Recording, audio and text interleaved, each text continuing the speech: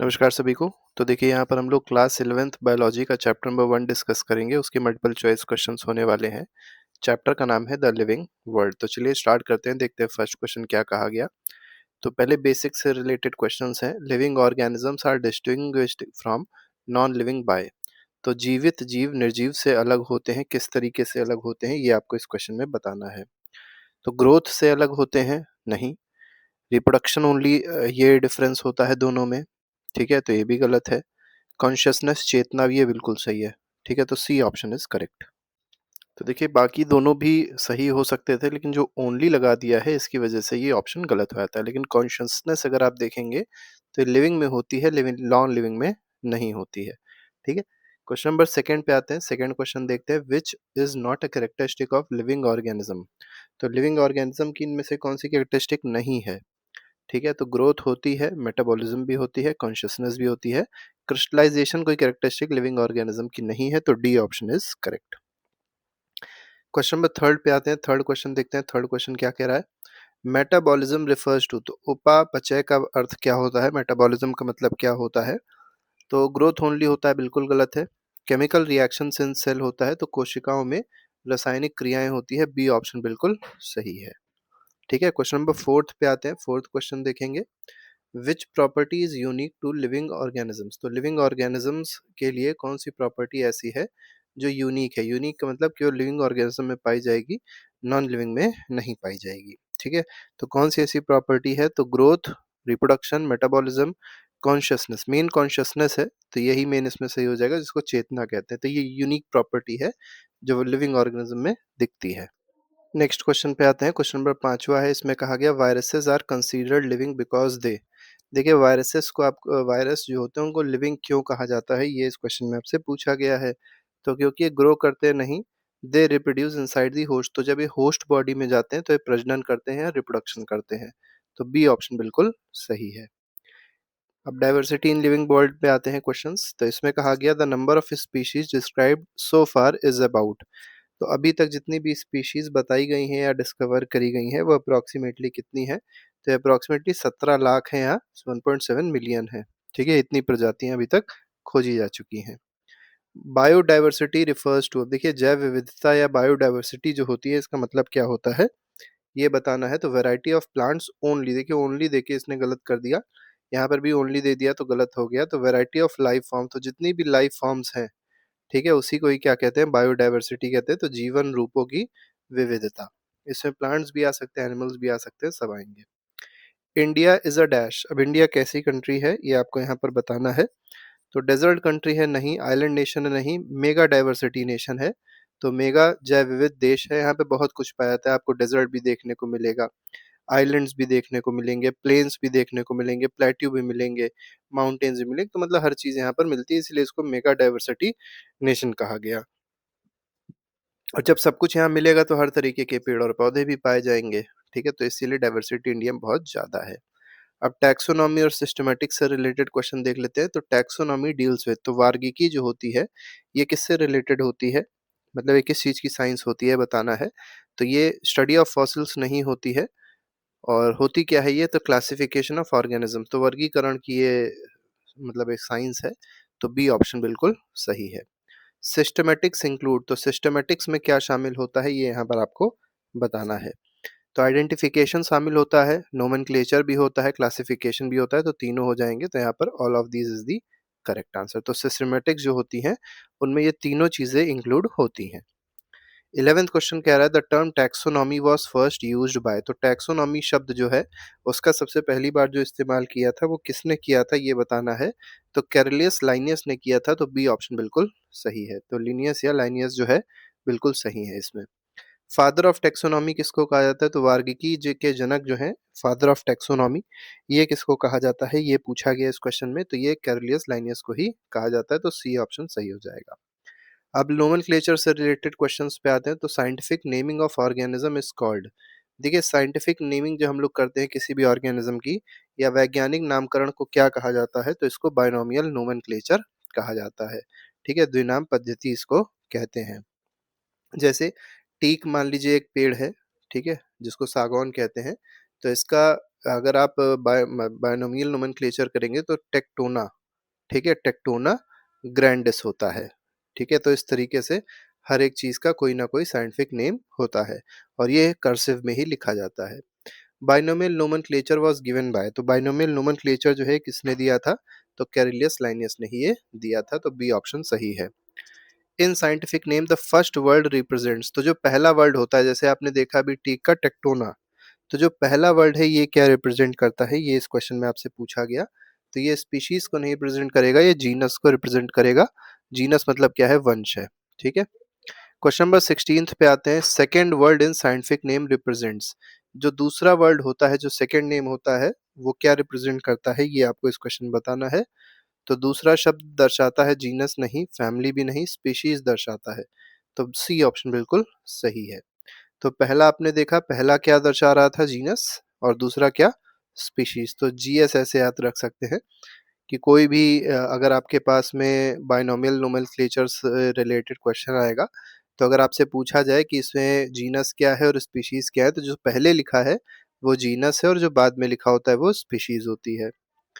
Question number 17 पे आते हैं। Scientific names are written in, तो साइंटिफिक नेम जो लिखे आते हैं ये हमेशा लैटिन में लिखे आते हैं, तो यहाँ पर सी ऑप्शन बिल्कुल सही है। आगे बढ़ते हैं। साइंटिफिक नेम शुड बी, तो ये हमेशा कैसे होने चाहिए, साइंटिफिक नेम जो भी होते हैं, तो ये साइंटिफिक नेम जो होते हैं ये हमेशा अंडरलाइन रहेंगे और साथ ही साथ इटैलिक्स में आपको देखने को मिलेंगे। जैसे मान लिया टेक्टोना ग्रैंडिस लिखना है तो टेक्टोना ये ऐसे करके, ठीक है, टेक्टोना ग्रैंडिस मतलब इटैलिक्स टेढ़ा लिखा रहेगा, ठीक है, और साथ ही साथ अंडरलाइन भी रहेगा। ये हो जाएगा जी और ये हो जाएगा एस, तो ये जीनस हो गया, ये स्पीशीज हो गई। आगे बढ़ते हैं। Correct scientific name of mango, अब मैंगो का आपको साइंटिफिक नेम बताना है कि मैंगो का साइंटिफिक नेम क्या होता है। तो मैंगो का पहला दिया है मैग्नीफेरा इंडिका। अब देखिए यहाँ पर आप अगर देखेंगे तो यहाँ पर क्या दिया गया, मैग्नीफेरा इंडिका जो है कुछ इस तरीके से लिखा है, जबकि लिखा कैसे होना चाहिए, इस तरीके से होना चाहिए। तो सी ऑप्शन इसमें सही है, ठीक है। और फिलहाल इटैलिक्स भी होना चाहिए, यहाँ इटैलिक्स नहीं किया है तो इटैलिक्स भी होना चाहिए, ठीक है। यहाँ आई कैपिटल कर दिया जो कि गलत है, आई स्मॉल होता है। आगे बढ़ते हैं। क्वेश्चन नंबर 20th पे आएंगे। 20th क्वेश्चन कह रहा है करेक्ट हायरार्की इज, अब देखिए ये बहुत इंपॉर्टेंट क्वेश्चन है, आपसे पूछा जाता है हायरार्की क्या होती है, मतलब सबसे छोटा क्या होता है, उससे बड़ा क्या होता है, तो ये अक्सर पूछा जाता है। तो सबसे पहले आ जाएगा स्पीशीज, फिर आ जाएगा जीनस, फिर आ जाएगी फैमिली। तो देखिए ऐसे याद कर लीजिए, एस जी, जैसे केजीएफ होता है ना, ऐसे एस जी एफ है, ओ सी पी के, ठीक है। तो इसका आप कोई अगर चाहें तो टर्म बना सकते हैं या कुछ भी कर सकते हैं, लेकिन आपको याद होना चाहिए, बहुत इंपॉर्टेंट है। तो S G F O C P के, ठीक है। तो SGFOCPK ऐसे याद कर लीजिए, SGFOCPK कई बार बोलेंगे तो याद हो जाएगा। तो स्पीशीज हो गई, जीनस हो गया, फैमिली हो गई, ऑर्डर हो गया, फिर क्लास हो गया, फाइलम हो गया, और लास्ट में सबसे बड़ा क्या होता है, किंगडम होता है, ठीक है। तो यहाँ फिलहाल आप देख सकते हैं हिंदी में भी यही हो जाएगा, सेम चीज लिखी आती है, तो सी ऑप्शन बिल्कुल सही है इसमें। आगे बढ़ते हैं। बेसिक यूनिट ऑफ क्लासिफिकेशन, तो आपने देखा सबसे छोटा क्या था बेसिक यूनिट क्लासिफिकेशन की, क्या स्पीशीज है। तो अगर आपको याद हो गया तो ये आसानी से क्वेश्चंस हो जाएंगे। तो स्पीशीज को ही प्रजाति कहते हैं। ग्रुप ऑफ रिलेटेड स्पीशीज, तो एस के बाद जी आता है तो जीनस हो जाएगा। तो कई सारी स्पीशीज मिलके क्या बनाएंगी, जीनस बनाएंगी, तो सी ऑप्शन बिल्कुल सही है। Group of related genera forms, तो अलग अलग तरीके के जो जेनरा होते हैं वो क्या बनाते हैं, जो संबंधित वंश बनाते हैं, तो SGF, तो फैमिली बनाएंगे, तो ए ऑप्शन बिल्कुल सही है। कैटेगरी अबव फैमिली इज, ठीक है। तो फैमिली के ऊपर क्या आता है, तो हमने बताया था SGF के बाद ओ आता है, ठीक है। ओ मतलब क्या हो जाएगा, ऑर्डर हो जाएगा। तो यहाँ पर गढ़ मतलब order is the correct answer. तो अगर आपको टर्म याद है तो आप कोई भी क्वेश्चन आसानी से कर सकते हैं। अब देखिए पूछा गया कैटेगरी बिलो जीनस, अब जीनस के जो नीचे कैटेगरी आती है वो कौन सी आती है, ये इस क्वेश्चन में आपसे पूछा गया था। तो आप केवल ये याद रख लीजिए, SGFOCP केवल आपको याद रखना है। अब देखिए जीनस के नीचे कौन आ रहा है, तो जीनस कहाँ पे है, ये आ गया, इसके नीचे कौन है, एस है, तो यहाँ पर species will be the correct answer. अब इसमें कोई भी आपसे क्वेश्चन पूछ लिया जाए, मान लीजिए आपसे पूछ लेते हैं किंगडम के नीचे कौन आता है, तो किंगडम के नीचे फाइलम आ जाएगा, ठीक है। फाइलम के नीचे कौन आता है, क्लास आ जाएगी, ठीक है। तो इस तरीके से आप बता सकते हैं। मान लीजिए यहाँ पे अबव दे दिया जाता, ठीक है, इसमें ऑप्शन अबव होता है, कैटेगरी अबव जीनस, तो जीनस के ऊपर कौन आ रहा है, तो फैमिली आ रही है। तो इस तरीके से आप क्वेश्चंस को कर सकते हैं। आइडेंटिफिकेशन एंड टूल से रिलेटेड क्वेश्चंस, तो आइडेंटिफिकेशन का मतलब क्या होता है, पहचान का मतलब क्या होता है, ये इस क्वेश्चन में आपसे पूछा गया। तो नेमिंग ऑर्गेनिज्म नहीं होता, क्लासिफाइंग भी नहीं होता, डिटरमाइनिंग ऑर्गेनिज्म आइडेंटिटी, तो ऑर्गेनिज्म की आइडेंटिटी को डिटरमाइन करना होता है, तो यहाँ पर सी ऑप्शन बिल्कुल सही है। टैक्सोनॉमिक की इज बेस्ड ऑन, तो जो टैक्सोनॉमिक की है किस पे बेस्ड होती है, तो ये सिमिलर कैरेक्टर्स पे बेस्ड होती है, नहीं, कॉन्ट्रास्टिंग कैरेक्टर्स पे बेस्ड होती है, विपरीत लक्षणों पे बेस्ड होती है, तो बी ऑप्शन बिल्कुल सही है। 28th क्वेश्चन पे आते हैं, ईच स्टेप इन टैक्सोनॉमिक की इज कॉल्ड, तो हर एक स्टेप जो टैक्सोनॉमिक की में है उसको क्या कहा जाता है, तो हर एक स्टेप को कहेंगे क्या, कपलेट कहते हैं, तो यहाँ पर ए ऑप्शन बिल्कुल सही है। क्वेश्चन नंबर 29 पे आते हैं, हर्बेरियम इज अब देखिए हर्बेरियम क्या होता है ये यहाँ पर आपको बताना है। तो गार्डन नहीं होता है, लाइब्रेरी भी नहीं होती, store house of preserve plants, तो जहाँ पर संरक्षित पौधों को रखा जाता है, संग्रह जहाँ पर किया जाता है, स्टोर हाउस जो होता है उसी को ही हर्बेरियम कहा जाता है। ठीक है। बोटेनिकल गार्डन्स हेल्प इन, अब बोटेनिकल गार्डन जो होते हैं ये किस चीज में हेल्प करते हैं, तो वनस्पति उद्यान मदद करते हैं, किस चीज में मदद करेंगे, पहला ऑप्शन दिया गया प्रिजर्वेशन, तो बिल्कुल सही है, प्लांट के प्रिजर्वेशन में हेल्प करेंगे, आइडेंटिफिकेशन में भी हेल्प करते हैं, प्लांट की स्टडी में भी हेल्प करते हैं, तो यहाँ पर all of these is the correct answer. Museums और जूलॉजिकल पार्क पे आते हैं, तो म्यूजियम प्रिजर्व स्पेसिमेन इन, तो जो म्यूजियम में स्पेसिमेन होते हैं किस चीज में प्रिजर्व किए जाते हैं, तो एल्कोहल में इनको प्रिजर्व करके रखा जाता है। आपने अपने बायो लैब में भी देखा होगा, जो स्पेसिमेन होते हैं वो एक लिक्विड में होते हैं प्रिजर्व्ड, और वही लिक्विड क्या है, एल्कोहल होता है। Zoological park are meant for, अब जूलॉजिकल पार्क जो होते हैं ये किस चीज के लिए बनाए गए हैं, ये यहाँ पर आपको बताना है, तो रिसर्च के लिए केवल, ठीक है, तो गलत है। इंटरटेनमेंट के लिए बिल्कुल भी नहीं, तो यहाँ पर स्टडी ऑफ एनिमल्स ये बिल्कुल सही है। तो जूलॉजिकल पार्क जो है मेनली स्टडी ऑफ एनिमल्स के लिए बनाया गया है। आगे बढ़ते हैं, living animals are kept in, अब देखिए लिविंग एनिमल जो होते हैं मतलब जिंदा जो पशु होते हैं, जीवित प्राणी जो होते हैं, उनको कहाँ पर रखा जाता है, तो उनको चिड़ियाघर में रखा जाता है, जिसको जू कहते हैं। आगे बढ़ते हैं, ICZN डील्स विद, अब देखिए ICZN जो है ये किससे, जैसे IUCN आपने देखा होगा, IUCN एक होता है, ऐसे ही होता है ICZN, ठीक है।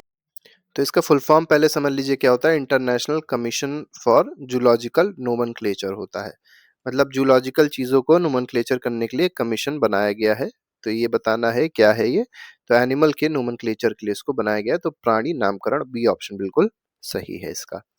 आगे बढ़ते हैं, ICBN, अब देखिए यहाँ पर ऊपर जूलॉजिकल था, यहाँ पे बोटेनिकल हो जाएगा, और बॉटनी का मतलब क्या होता है, बॉटनी का मतलब होता है रिलेटेड टू प्लांट्स, ठीक है, तो रिलेटेड टू क्या हो जाएगा, प्लांट्स हो जाएगा, जैसे बोटेनिकल गार्डन होता है ना, तो वहां पर प्लांट्स को प्रिजर्व करते हैं, एनिमल्स को प्रिजर्व नहीं करते हैं।